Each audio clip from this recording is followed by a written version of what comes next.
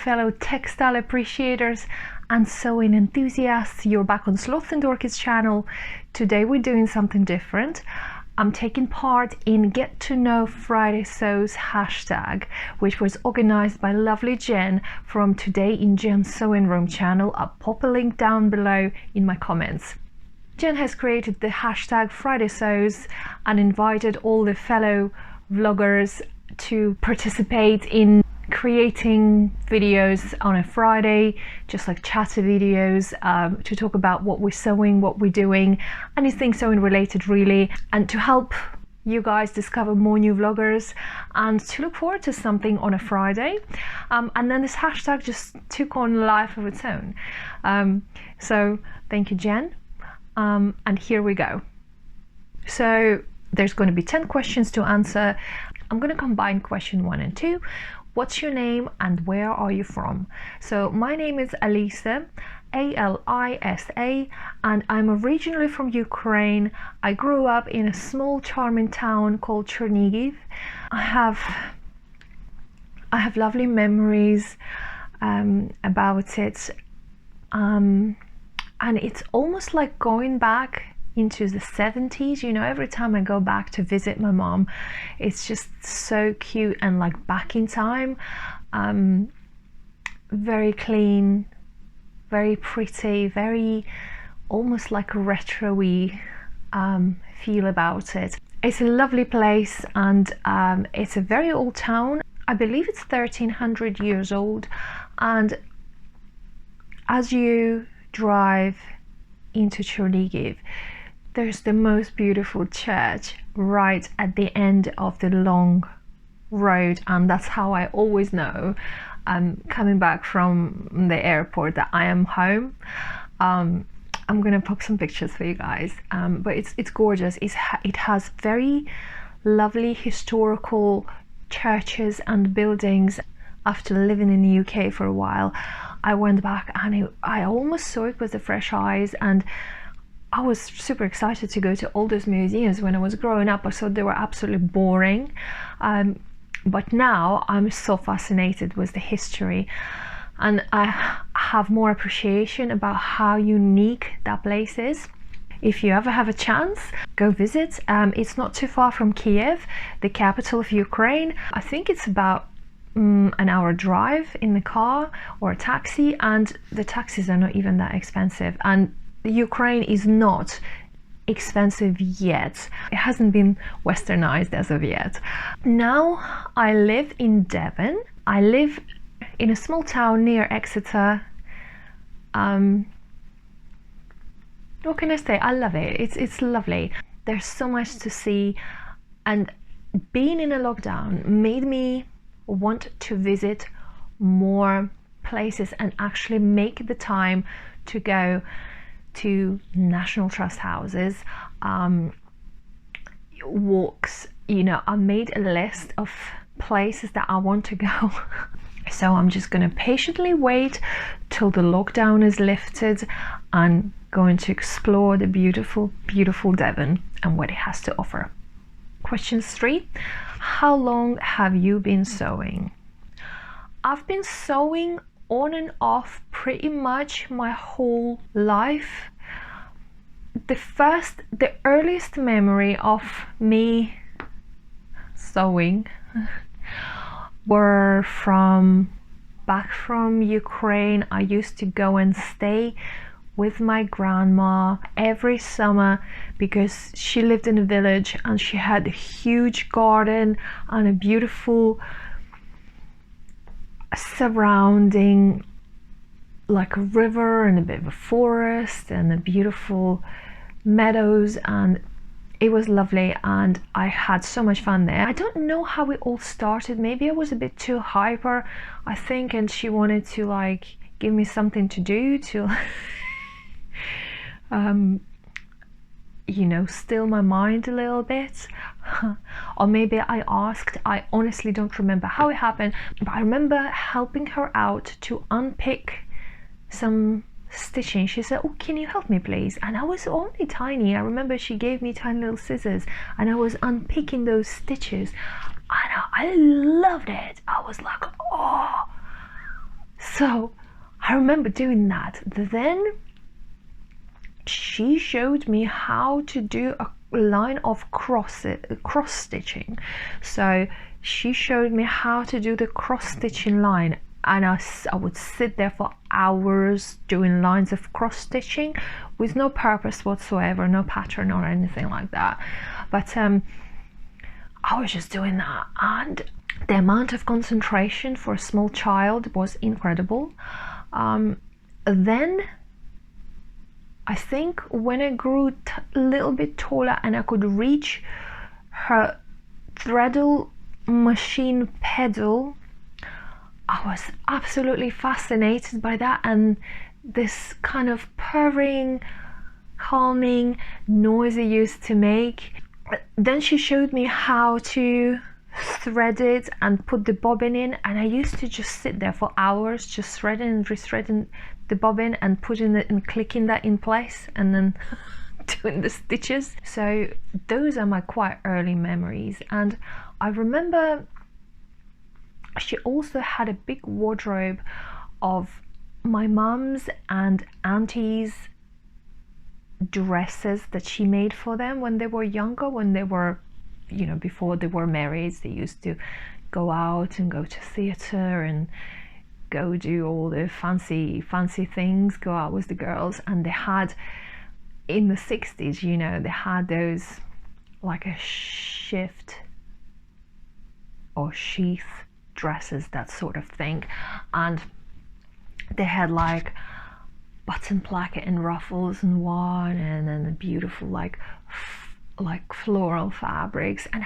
I was so fascinated. I would go in that wardrobe and I would just touch the fabric and play with the dresses, and you know, I could just do whatever I wanted. She didn't care. And one day I was making dresses for my doll from scraps. So my grandma had a lot of scraps.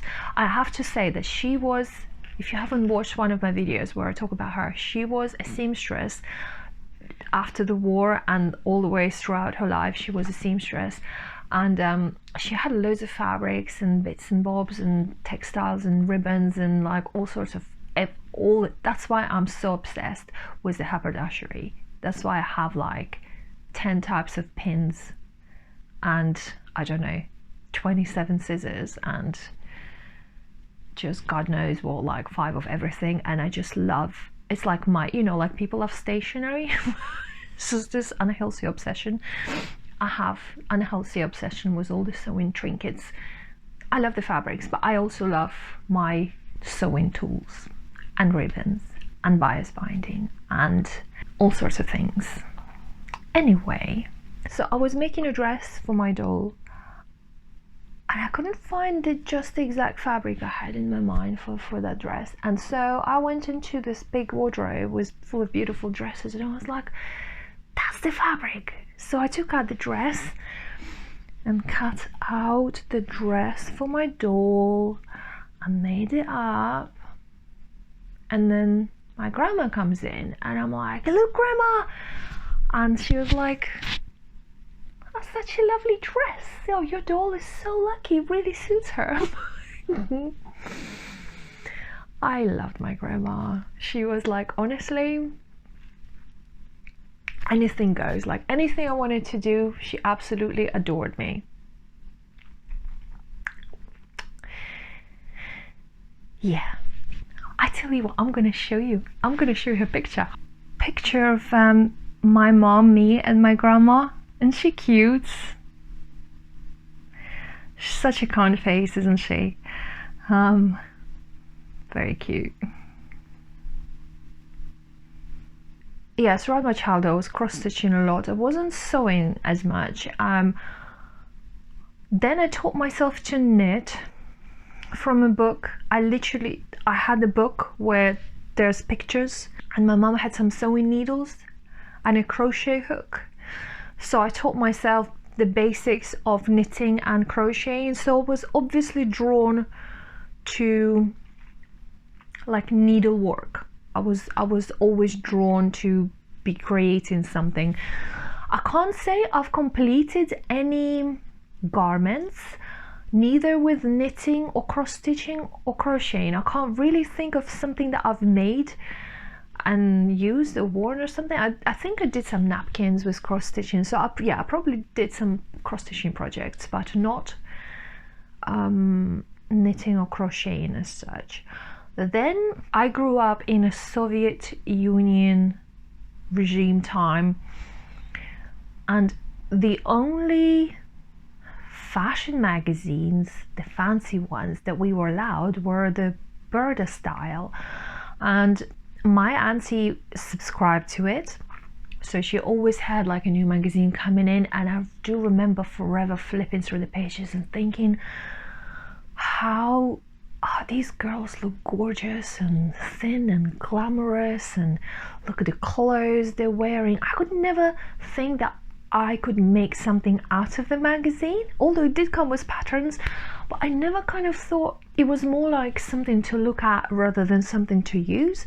So I never really sewn much until I came to the UK in my late 20s, and I then got myself a sewing machine and just started sewing. I brought a few of my Burda styles with me, and I started buying Burda style as well in the W.H. Smith. I would go in every month and pick up myself a copy, and I just started actually attempting to make things. Then I've enrolled myself in college on a fashion course, so it was all about pattern making and different sewing techniques and all sorts of super useful stuff.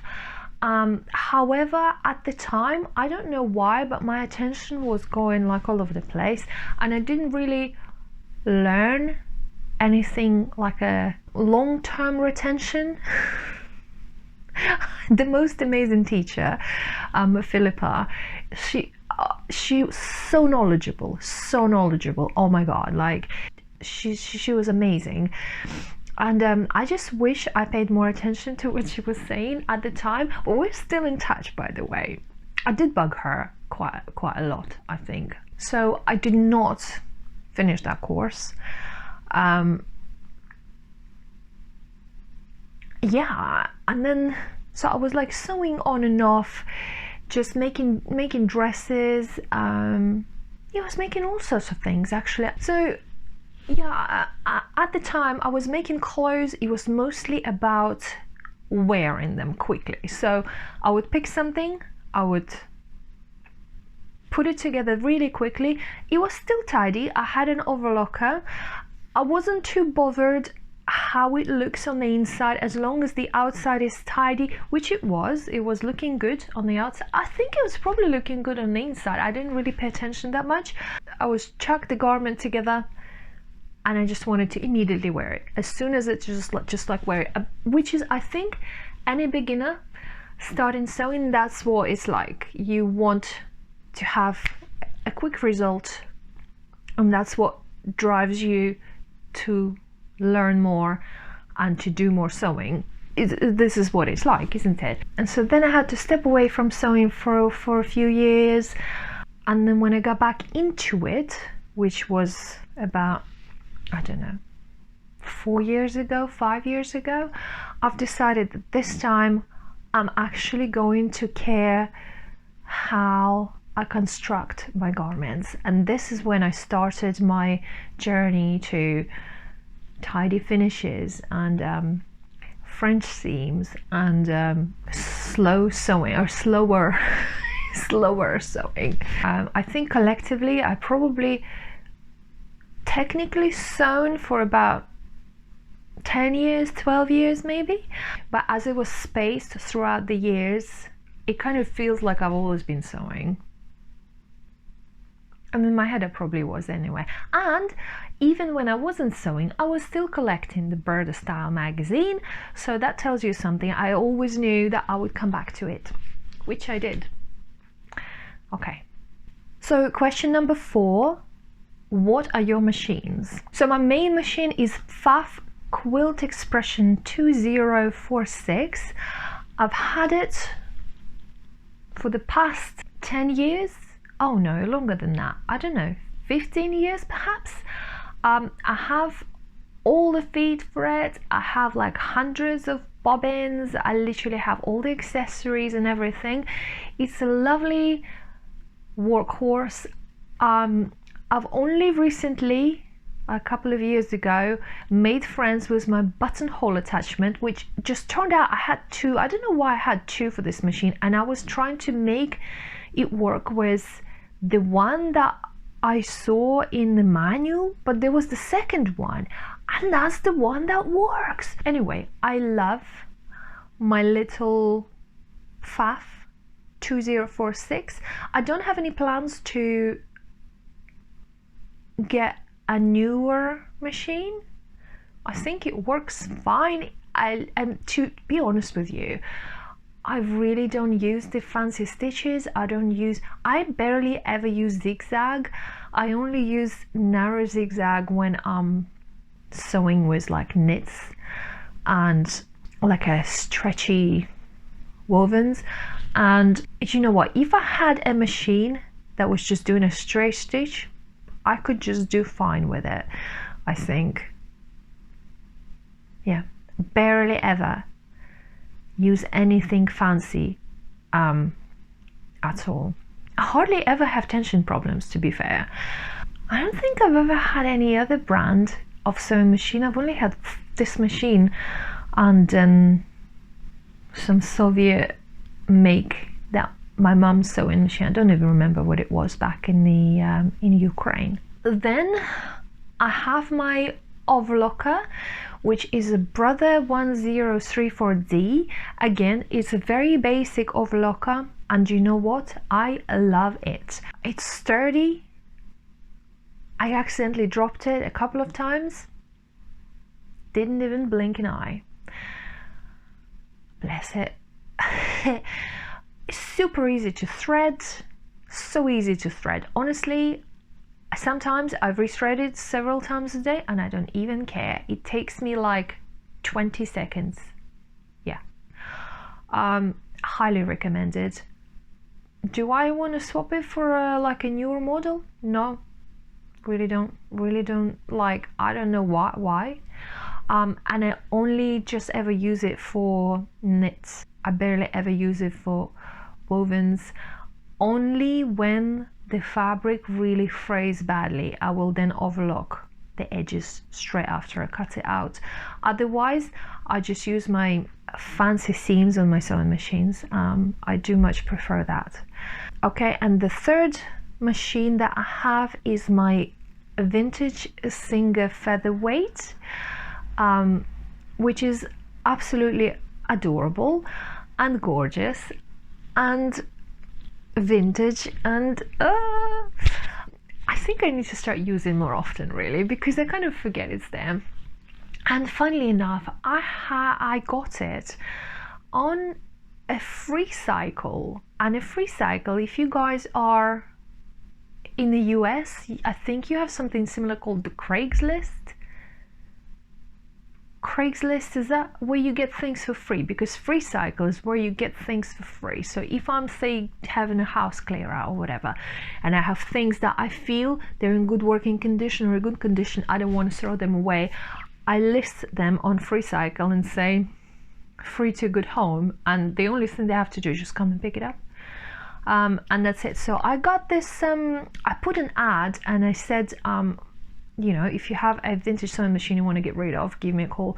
And I had a few calls, and I had like 3 or 4 sewing machines for free, and this featherweight was obviously the cutest one, so I kept it for myself. And the other ones, I was so fascinated by them. I just cleaned them and I oiled them, and they all worked like a song. Like, honestly, the age of them, and some of them were not looking the best, but then I would clean them up and oil them and they would be absolutely perfect. But eventually I gave them away to friends, but I kept my featherweight. So those are my 3 sewing machines I have at the moment. Question 5 is self-taught or sewing classes. I would say I did go to classes. Like I just said, I did go to a fashion course, but I'm gonna say self-taught because I didn't really retain much information from the classes and I didn't complete the course. So everything I've learned and everything I'm doing is pretty much self-taught. I'm subscribed to Craftsy. I have also a subscription to Threads and the Threads Insider portal, which has a mammoth amount of information and videos and articles and inspirational everything. I also have extensive collection of books and magazines on sewing, and I also watch lots of YouTube. So honestly, when I get into a hobby, I get slightly or a lot obsessed. So I'm quite obsessive about my sewing. I'll have to have all the gear, I have to have all the literature, I watch everything on it, I have to have everything related to it, which I do. I pretty much do have everything, and if I don't, it's probably in the post right now as we speak. Okay, question 6. Knits or wovens? Knits or wovens?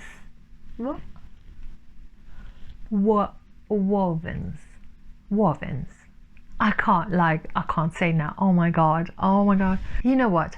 I made myself a promise that I'm not gonna have any of these stupid giggles or any of the jokes, and yet here I am. Knits or bloody wovens?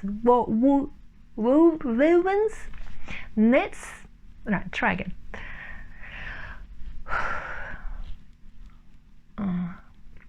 Question 6. Knits or wovens? Just gonna go with that. Both. Like, I think at the moment I use more wovens. At the moment I'm using more oh my god. So at the moment I'm using more wovens.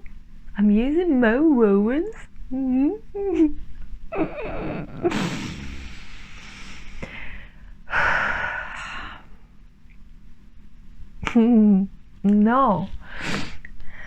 Question 6. Knits or wovens? I like working with both, and I worked with a variety of different fabrics, and I really don't mind, but at the moment I think I prefer to work with viscose and cottons. I do like crepe, but then at the moment I think I'm having more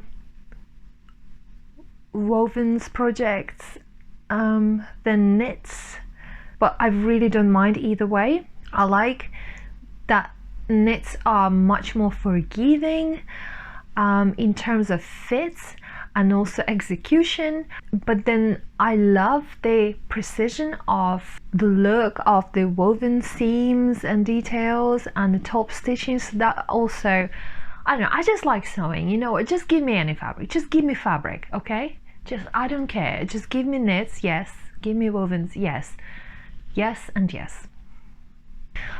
Right, question 7. Big Four or indie patterns? You know, I started off with Big Four and I love them, and then indie patterns became popular and I love them as well.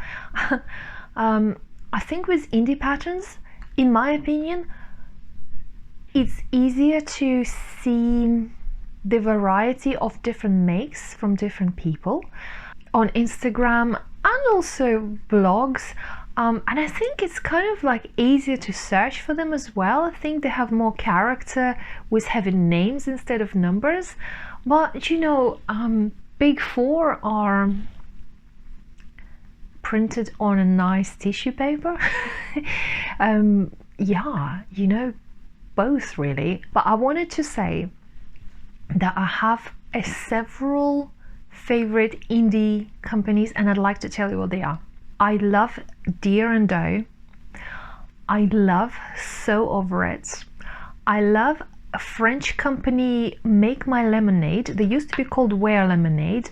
They're not very popular in English-speaking community. I don't know why. I've asked this question before. I don't know if you guys know about it.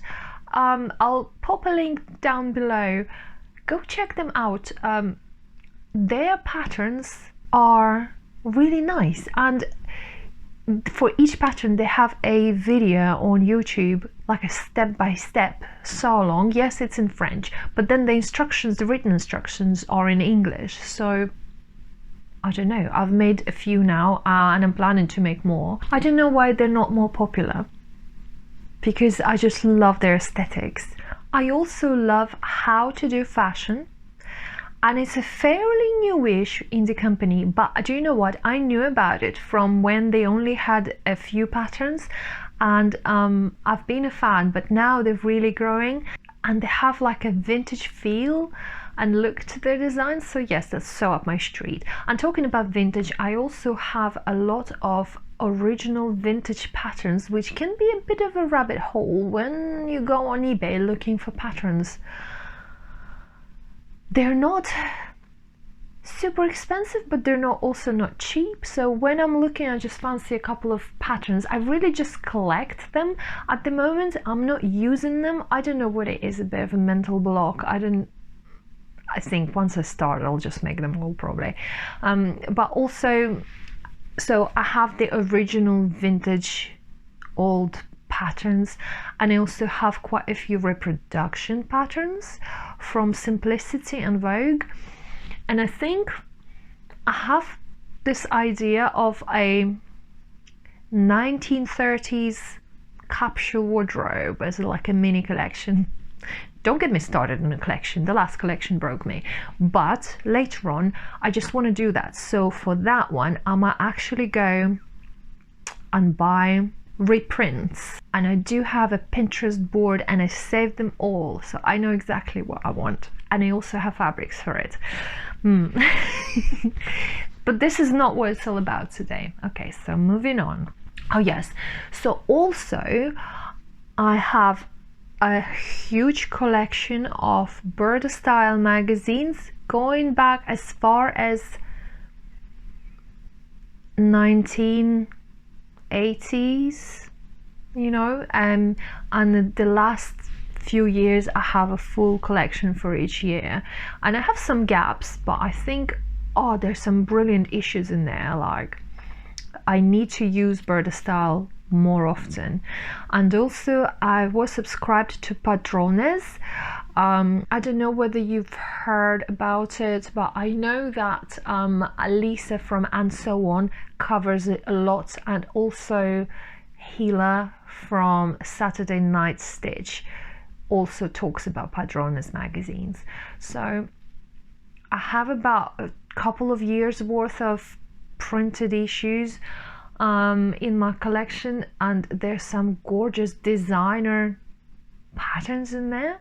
I think I didn't make anything from those magazines before because I didn't feel that I was up to a challenge, but now I'm more experienced and understand the garment construction better, so it doesn't bother me. They are in Spanish. I think for me it was more about being more comfortable with putting any garment together, and now I am, so I need to have a go, don't I? Okay, question 8, online shopping or in store? Both. And I don't even know what's worse for me, because when you go online, you can do it from the comfort of, you know, there were so many times I was in bed about to go to sleep, and I would just open like a gazillion of windows with all the fabric I liked, and then the process of elimination, and I would have like about 10-15 left or whatever, or 7, I don't know, and then I would just like click buy and just switch off the lights and go to sleep. How naughty is that? That's online shopping.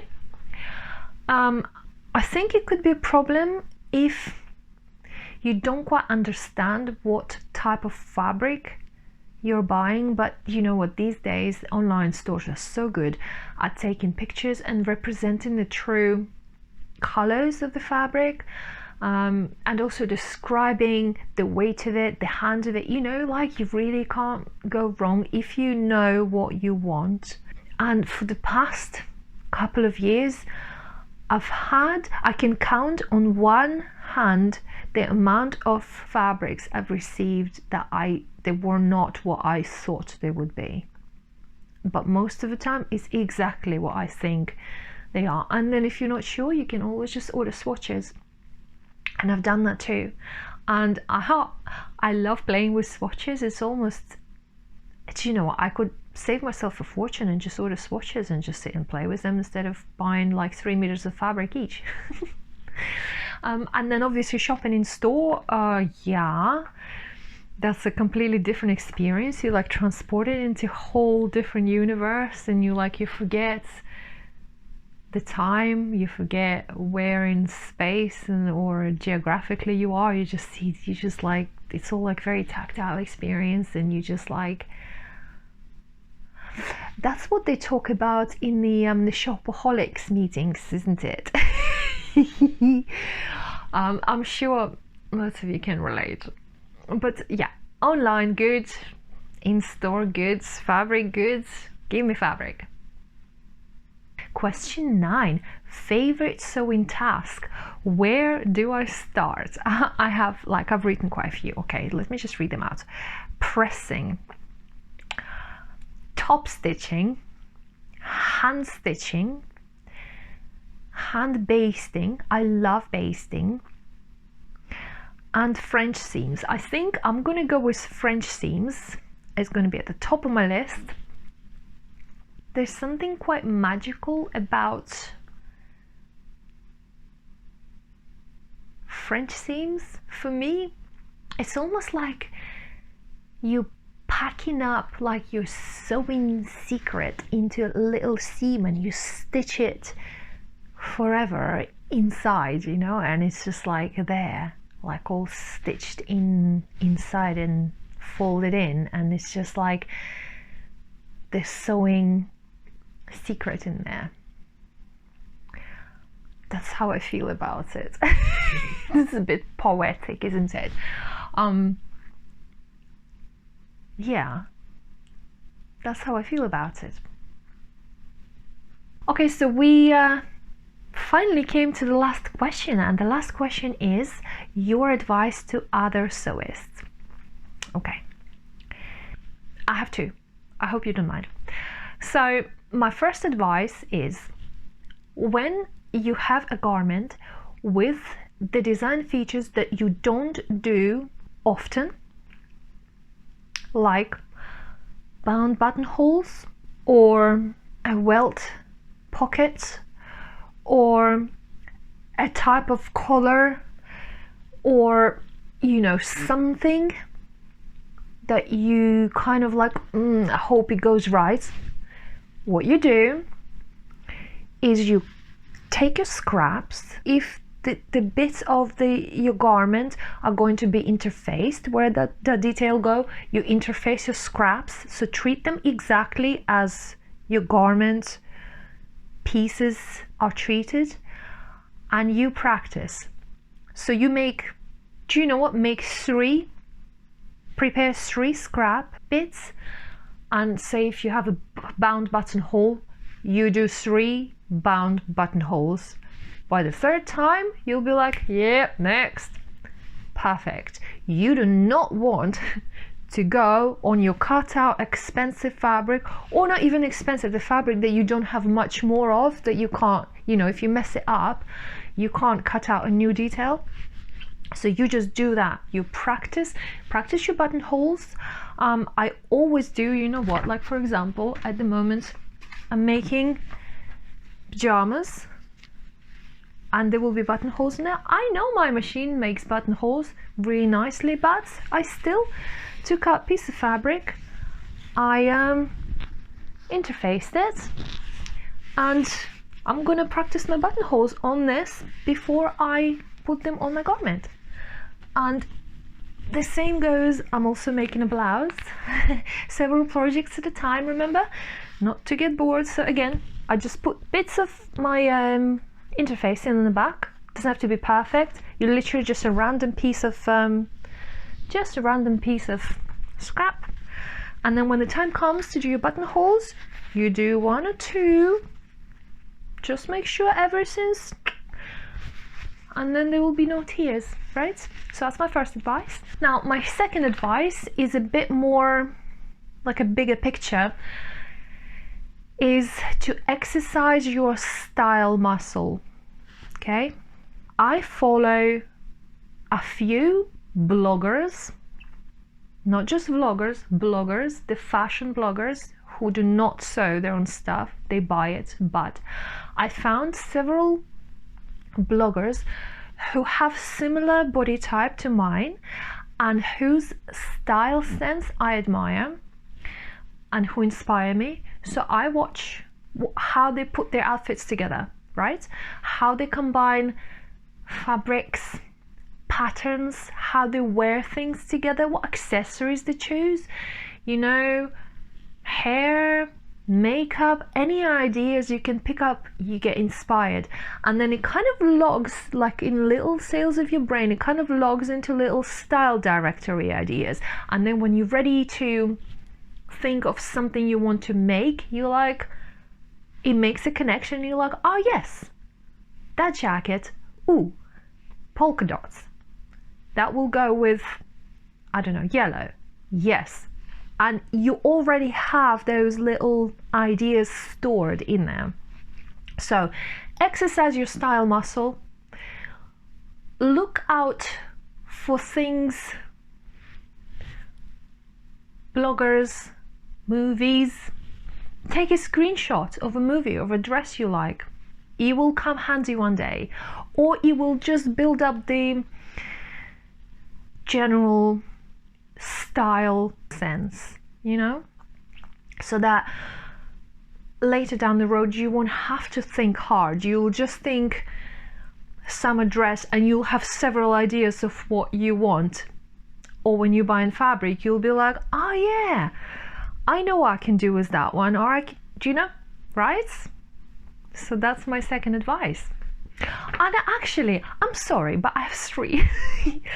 I have 3, and the third advice is use your best fabric first. And I'm saying it from my own experience. I used to think, save up all my best fabrics for later on, for when I'm a better sewist, for when I'm more prepared, for when I'm skinnier, for when it's a better, when there's an occasion. Scratch that. Just go to your stash, pick your best fabric, or second best. Pick your second best fabric and make something amazing with it and freaking wear it. Do that. Do you know why?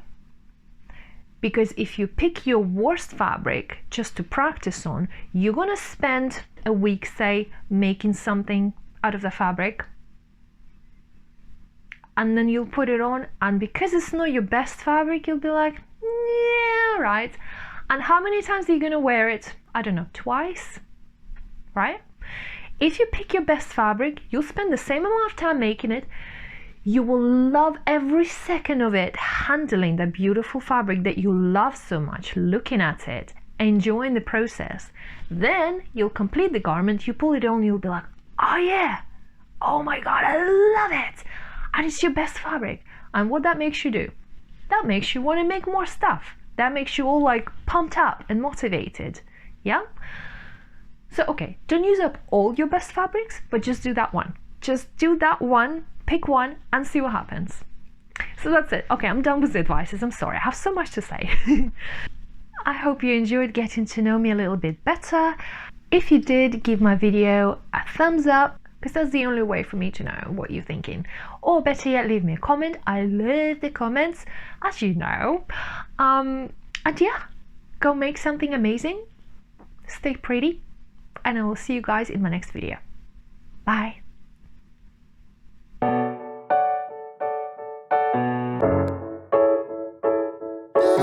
Do, do, oh, oh.